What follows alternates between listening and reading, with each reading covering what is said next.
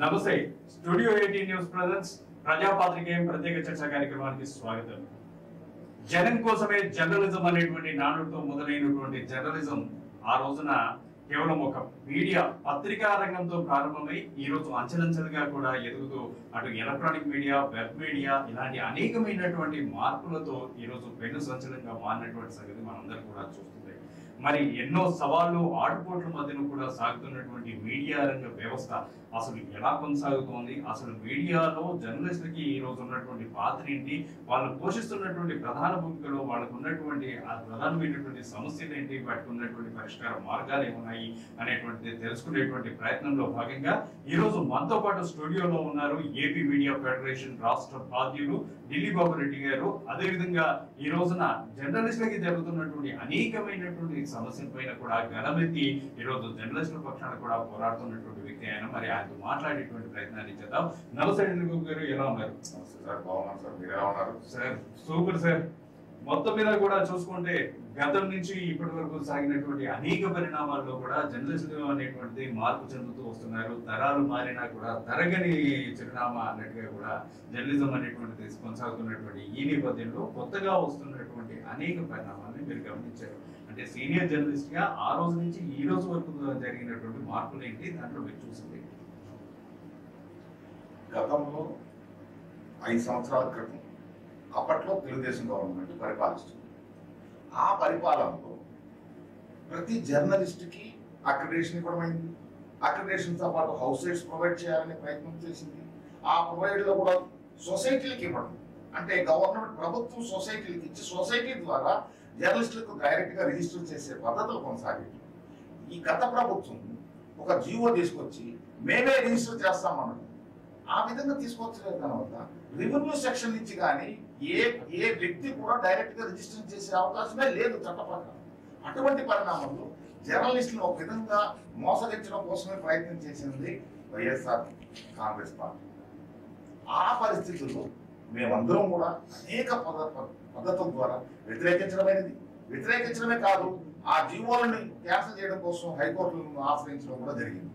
అయితే భగవంతుడి అనుకూలము, మనమందరం కోరుకున్నట్టుగానే రాష్ట్రంలో పార్టీలు మారాయి. పార్టీలు మారిన తర్వాత మళ్ళా చంద్రబాబు నాయుడు గారు అధికారంలోకి రావడం, చంద్రబాబు నాయుడు గారు అధికారంలోకి వచ్చిన తర్వాత చంద్రబాబు నాయుడు గారి మేనిఫెస్టోలోనే ప్రతి జర్నలిస్ట్కి నేను అక్రిడేషన్ ఇవ్వడం కాకుండా అక్రిడేషన్తో పాటు హౌస్ రేట్స్ కూడా ఇస్తానని కూడా వాళ్ళు వాళ్ళ యొక్క మేనిఫెస్టో ద్వారా తెలిపారు. అటువంటి పరిణామం జర్నలిస్టులకు ఏం కావాలి అని చెప్పగానే అతను చెప్తూ మరో పరిణామం కూడా తెరతీశారు. ఏమంటే యువకాలంలో నారా లోకేష్ గారు కర్నూలు నుంచి శ్రీశైలం పోతున్న సందర్భంలో కర్నూలులో ఉన్న పాత్రికేయులు 100 మంది పోయి లోకేష్ గారిని మేము యూట్యూబర్స్, మా యూట్యూబర్స్కి మాకు ఎలాంటి ప్రభుత్వం నుంచి లబ్ధి పొందడం లేదు, మాకు అక్రిడేషన్ ఇవ్వడం లేదు, మాకు ఎందుకు ఇవ్వరు అని ప్రశ్నిస్తే ఈ విషయం మీద నేను రేపు మాట్లాడతాను, నాకు అవగాహన లేదు అని చెప్పి మరుక్షణం ఆయన దాని గురించి అవగాహన తెప్పించుకోవడం కోసం అనేక విధాలుగా తెప్పించుకొని మీ యూట్యూబర్స్కి నేను మా ప్రభుత్వం వచ్చిన తర్వాత అక్రిడేషన్ కార్డ్స్ ఇస్తాను అని నిర్దిష్టమైన హామీ ఇచ్చారు.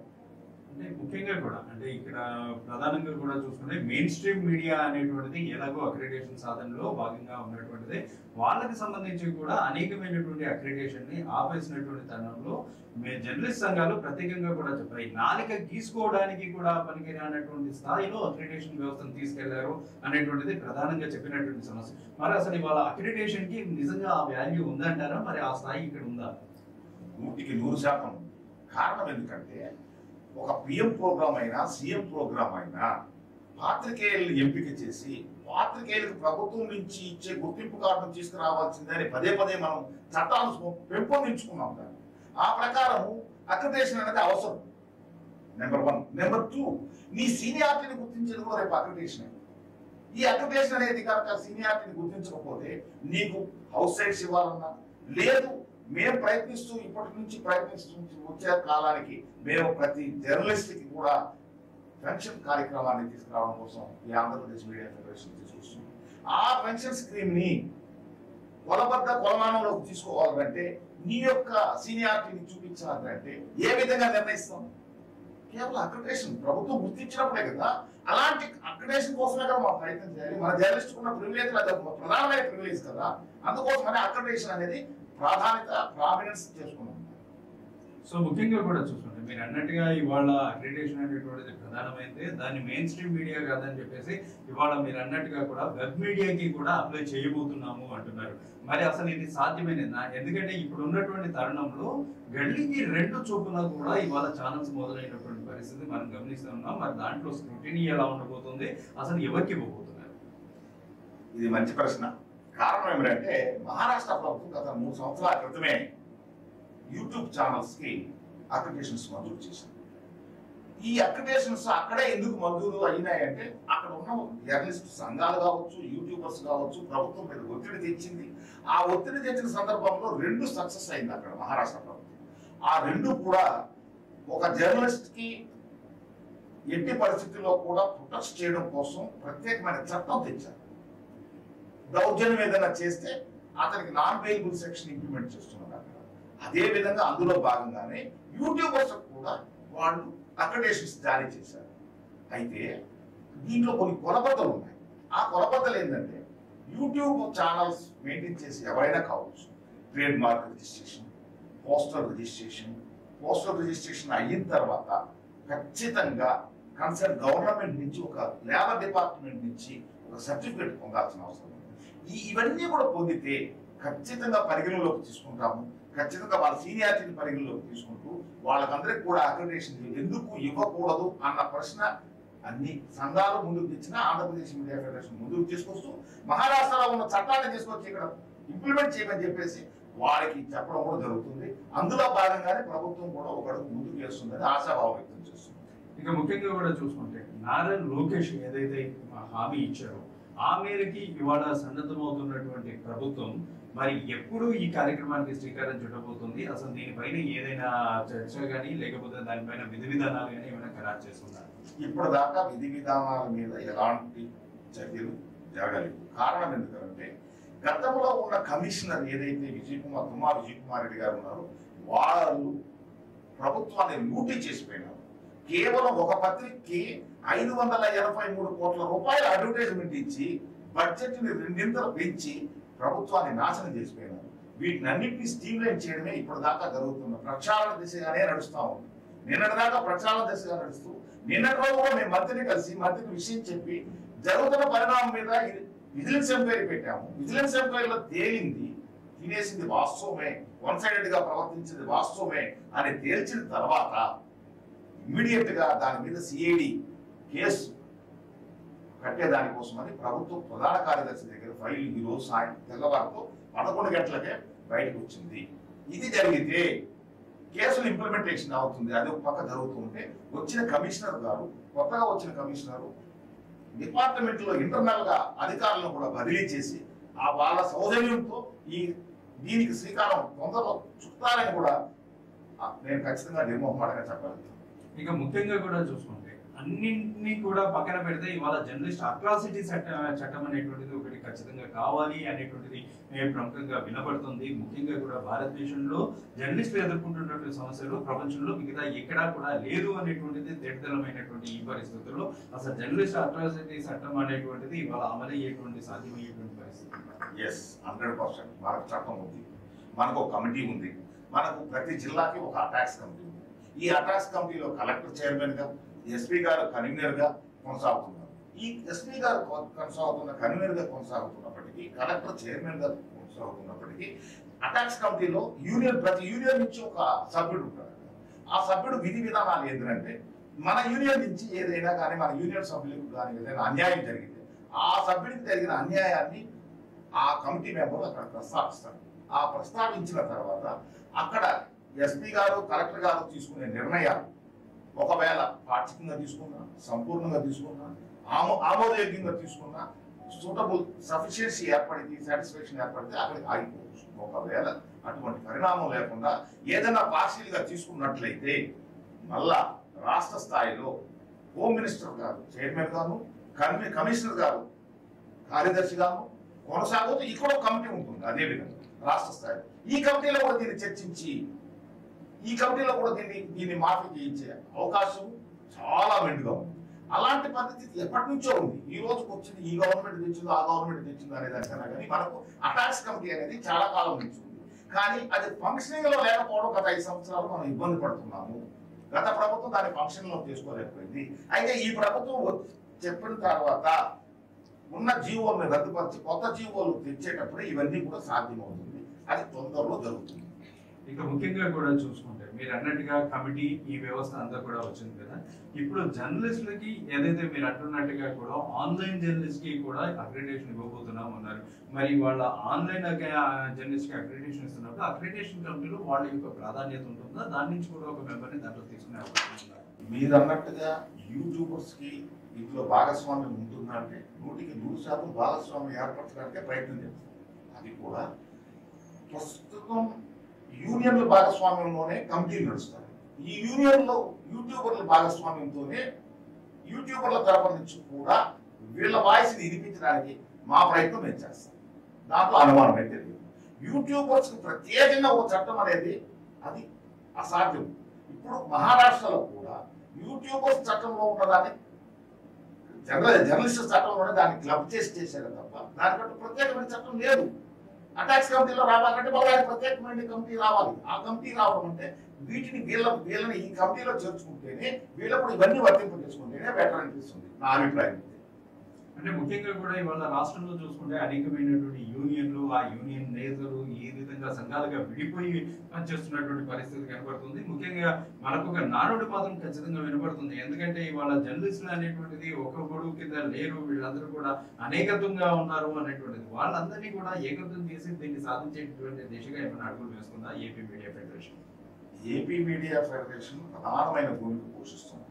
నెంబర్ 1, ఇప్పుడు రాష్ట్రంలో ఉన్నది 100 సంఘాలు ఉన్నాయి. ఈ 100 సంఘాలని కూడా ప్రభుత్వం ఎప్పుడు రికగ్నైజేషన్లో తీసుకోవాలి. కేవలం ఏపీలో కేవలం 4 సంఘాలు మాత్రమే ఏపీలో గవర్నమెంట్ రికగ్నైజ్ చేసింది. ఈ 4 సంఘాల నుంచి ప్రతినిధులను మాత్రమే తీసుకుంటారు తప్ప ఉన్న ప్రతి సంఘం నుంచి తీసుకోవాలంటే ఒక పెద్ద హాల్ పెట్టాలి. అది అయ్యే పని కాదు అది. ఎందుకంటే ప్రతి వాడు కలుపుకొని ఒక సంఘం రిజిస్ట్రేషన్ చేసేస్తే దానివల్ల ప్రయోజనం కలగదు. ఉన్న సీనియారిటీ ప్రకారం సీనియర్ జర్నలిస్టులతోటి అందులో కూడా దాదాపు ఇప్పుడు ఆంధ్రప్రదేశ్ మీడియా ఫెడరేషన్ తీసుకున్న 12 సంవత్సరాలు పూర్తి కావస్తాం. ఇప్పుడు మన చేత ఉన్న అనుభవాలను రంగరించి మనం ఏం చేయగలుగుతాం అనేది ప్రయత్నం చేయాలి. కానీ నిన్న రిజిస్ట్రేషన్ చేసి ఈ రోజు వచ్చి నేను సంఘం అంటే ఎలా కుదురుతుంది? అవకాశం ఉంటుంది. ఈ యూట్యూబర్స్ కూడా ప్రధాన యూనియన్లను కలుపుకొని వాళ్ళ తరఫున మనం ఫైట్ చేయాల్సిందే తప్ప వేరే మార్గం లేదు. ఇంకా ముఖ్యంగా కూడా ఇవాళ యూట్యూబర్సే కానివ్వండి, లేకపోతే ఇతర జర్నలిస్టులే కానివ్వండి, వాళ్ళకి మీరు ఇచ్చేటువంటి సందేశం ఏంటి? అసలు వాళ్ళు ఇవాళ చేస్తున్నటువంటి ఆ పోరాటంలో భాగంగా అంటే ఉదయం లేచినప్పటి నుంచి కూడా రాత్రి పడుకునేంత వరకు ఎన్నో అవస్థలతో కూడా కాలం గడిపేటువంటి పరిస్థితి ఈరోజు చూస్తున్నాం. కొంతమందికి అయితే రికార్డ్ దగ్గర డొక్కాడన్నటువంటి పరిస్థితి. మరి ఇలాంటి సందర్భంలో వాళ్ళకి మీరు చెప్పేటువంటి సలహా సూచన ఏంటి? అంటే యూట్యూబర్స్ అందరికీ కూడా మంచి రోజులు వస్తున్నాయి. ఇందులో యువగలమలో అప్పటి యువ నాయకులు నారా లోకేష్ గారు ఇచ్చిన అష్యూరెన్స్ ని రేపు జీవోలో పొందుపరుస్తూ జీవోలో మనం యూట్యూబర్లకు కూడా మనం అక్రిడిటేషన్స్ మంజూరు చేయడానికి సంసిద్ధత వ్యక్తం చేస్తున్నాం. వాళ్ళు కూడా ఒక కాలము ఒకటి ఏంటంటే జర్నలిస్టు యూనియన్లో ఒక జీవోలో ఏంటంటే అనెక్సర్ 1, అనెక్సర్ 2, అనెక్సర్ 3 అని 4-5 రకాలుగా మనం పొందుపరుస్తాం. ఎలక్ట్రానిక్ మీడియాకి ఏం చేయాలి, ప్రింట్ మీడియాకి ఏం చేయాలి, అదేవిధంగా యూట్యూబర్స్ కూడా ఏం చేయాలి అన్న విధంగా దీని మీద ఒక అధ్యయనం చేసి ఇంత లోపలనే వారికి ఒక రిపోర్ట్ కూడా సబ్మిట్ చేస్తుంది ఆంధ్రప్రదేశ్ మీడియా ఫెడరేషన్. ఈ నేపథ్యంలో వాళ్ళు కూడా జర్నలిస్ట్గా పరిగణన తీసుకోవాలి. యూట్యూబర్లు అనే పదాన్ని పక్కన పెట్టి వాళ్ళు జర్నలిస్ట్గా తీసుకోవాలి. కారణం ఎందుకంటే ఇప్పుడు అనేక సంస్థల్లో పనిచేసి వచ్చిన వాళ్ళే యూట్యూబర్స్. వాళ్ళేమో నిన్న లేక మన నేరుగా వచ్చిన వాళ్ళు కాదు. వాళ్ళు పెద్ద పెద్ద పత్రికల్లో పనిచేసిన వాళ్ళు అనుభవం గడించి వచ్చినట్టు అనేక అనుభవాలను రంగలించి చేతిలో పెట్టుకున్న తర్వాతనే యూట్యూబర్లు అయినారు. ఇటువంటి నేపథ్యంలో వాళ్ళకు ఒక సముచిత స్థానం కోసం వాళ్ళు ప్రయత్నం చేస్తారు తప్ప వాళ్ళు ఏదో ఇక్కడ పోరాటం ఇచ్చారు కాదు. వాళ్ళు కూడా ఏంటంటే వాళ్ళు చేసేది ఇంకోటి ఉంది. ఇక్కడ ప్రధాన ఛానల్ తీసుకొని వార్తలు తీసుకొని పోయి వాళ్ళు దీన్ని రీడేట్ చేసి పంపించి 10 నిమిషాలకు 12 నిమిషాల లోపల ఈ చిన్న చిన్న ఛానల్ అన్ని కూడా ఇమ్మీడియట్ గా అప్లోడ్ అయిపోతున్నాయి, అడ్వాన్స్ గా వచ్చేస్తున్నాయి, ఆన్ స్పాట్ వచ్చేస్తుంది. ఒక రకంగా చెప్పాలంటే వీటినన్నిటినీ కూడా మనం పరిగణలోకి తీసుకోవాల్సిన అవసరం ఉంది. యూట్యూబర్స్ ని మనం ఖచ్చితంగా గుర్తించాలి, అదేవిధంగా వాళ్ళకి న్యాయం చేయాలి, అదేవిధంగా వాళ్ళకు అడ్వాన్స్ జర్నలిస్ట్ తో పాటు వాళ్ళకు కూడా మనం అక్రిడేషన్స్ ప్రొవైడ్ చేయాలి. వీళ్ళకిచ్చే మెడికల్ రియంబర్స్మెంట్స్ కూడా వాళ్ళకి కల్పిస్తూ వీళ్ళతో సమానంగా వాళ్ళని పరిగణలోకి తీసుకోవాలని మాత్రం ఆంధ్రప్రదేశ్ మీడియా ఫెడరేషన్ ముందుంటుంది. ఆ పనిలోనే నిమగ్నమై మేము ఆ కార్యరూపంలోనే ముందుకు సాగుతామని కూడా మీకు చెప్తాం. సో మొత్తం మీద కూడా చూసుకుంటే ఇవాళ ఈ కార్యానికి ప్రభుత్వం నుంచి కానీ లేకపోతే ఇవాళ ఆ మాట ఇచ్చినటువంటి మంత్రి లోకేష్ నుంచి కానివ్వండి ఎలాంటి సహకారం అందుతుంది, దాని దిశగా ఏమైనా మీరు ప్రయత్నం చేయరు? 100% ఇప్పటికే మేము ఆ పనిలోనే నిమగ్నమైనాము. సంబంధిత మంత్రి వారితో మాట్లాడడం జరిగింది, ఆయన దాన్ని గుర్తు చేసుకొని మాతో షేర్ చేశారు. అదే నేపథ్యంలోనే చట్టాలు మార్పు అనేది జరుగుతుంది. ఆ జీవోలు వచ్చేటప్పుడు వాటిని కూడా గుర్తు చేసుకుంటూ దీనికి సముచిత స్థానం కల్పించే విధంగా మనము ఆ ఏర్పాట్లు కొనసాగిస్తామని కూడా ఆంధ్రప్రదేశ్ మీడియా ఫెడరేషన్ తరఫున నేను అష్యూరెన్స్ చేయగలను. మొత్తం మీద కూడా చూసుకుంటే ఇది ఢిల్లీ బాబు రెడ్డి గారితో సాగినటువంటి మాట అంశం. ఏది ఏమైనప్పటికీ కూడా ఈ రోజు ఆన్లైన్ జర్నలిస్టులు కూడా ఖచ్చితమైనటువంటి పాత్రికేయులే, నిజమైనటువంటి పాత్రికేయ వ్యవస్థను బ్రతికించడంలో వారు కూడా ప్రధానమైనటువంటి పాత్ర పోషిస్తారు అనేటువంటిది ఆయన మాటల్లోనే మనం చెప్తున్నటువంటి పరిస్థితి. ఏది ఏమైనప్పటికీ కూడా పాత్రికేయులకి మంచి రోజులు రాబోతున్నాయి, తిరిగి పాత్రికేయం అనేటువంటిది జీవించబోతుంది అనేటువంటిది కూడా స్పష్టంగా తెలుస్తున్నటువంటి ఈ తరుణంలో మరొకసారి పాత్రికేయం అనేటువంటిది జనం కోసం జర్నలిజం అనేటువంటి నానుడితో తిరిగి వృద్ధి చెందాలని ఆకాంక్షిస్తూ ఇది ఇవాళ ప్రత్యేకమైనటువంటి మరో అంశంతో మళ్ళీ కలుద్దాం. అంతవరకు సెలవు, నమస్తే.